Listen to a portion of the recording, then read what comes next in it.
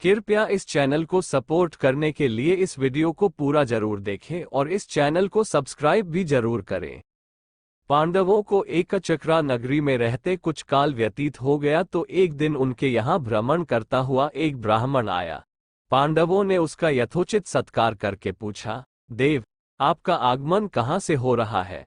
ब्राह्मण ने उत्तर दिया, मैं महाराज द्रुपद की नगरी पांचाल से आ रहा हूँ। वहां पर द्रुपद की कन्या द्रौपदी के स्वयंवर के लिए अनेक देशों के राजा महाराजा पधारे हुए हैं। पांडवों ने प्रश्न किया, हे ब्राह्मणोत्तम, द्रौपदी में क्या क्या गुण तथा विशेषताएं हैं? इस पर ब्राह्मण बोला, पांडवगण, गुरु द्रोण से पराजित होने के उपरांत महाराज द्रुपद अत्यंत लज्जित हुए और उन्हें किसी प्रकार से नीचा दिखाने का उपाय सोचने लगे। इसी चिंता में एक बार वे घूमते हुए कल्याणी नगरी के ब्राह्मणों की बस्ती में जा पहुंचे। वहां उनकी भेंट याज तथा उपयाज नामक महान कर्मकांडी ब्राह्मण भाइयों से हुई। राजा द्रुपद ने उनकी सेवा करके उन्हें प्रसन्न कर लिया एवं उनसे द्रोणाचार्य के मारने का उपाय पूछा। उनके पूछने पर बड़े भाई याज ने कहा, इसके लिए आप एक विशाल यज्ञ का आयोजन करके अग्निदेव को प्रसन्न कीजिए, जिससे कि वे आपको वे महान बलशाली पुत्र का वरदान दे देंगे। महाराज ने याज और उपयास से उनके कहे अनुसार यज्ञ करवाया। उनके यज्ञ से प्रसन्न होकर अग्निदेव ने उन्हें एक ऐसा पुत्र दिया जो संपूर्ण आयुध एवं कवच कुंडल से युक्त था।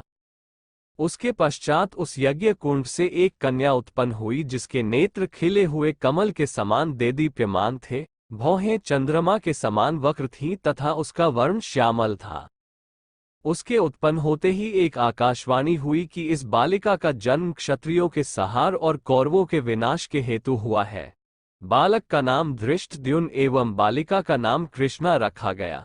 द्रुपद ने धृष्टद्युम्न को शिक्षा के लिए द्रोणाचार्य के पास भेज दिया और द्रोणाचार्य अपनी समस्त शत्रुता को त्याग कर उस बालक को विद्या प्रदान करने लगे।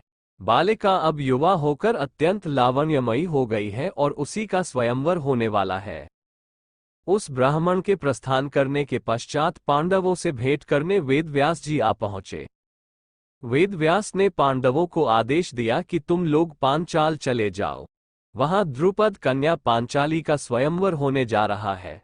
वह कन्या तुम लोगों के सर्वथा योग्य है, क्योंकि पूर्व जन्म में उसने भगवान शंकर की तपस्या की थी और उसकी तपस्या से प्रसन्न होकर शिव जी ने उसे अगले जन्म में 5 उत्तम पति प्राप्त होने का वरदान दिया था। वह देवी स्वरूपा बालिका सब भांति से तुम लोगों के योग्य ही है। तुम लोग वहां जाकर उसे प्राप्त करो। इतना कहकर वेद व्यास वहां से चले गए।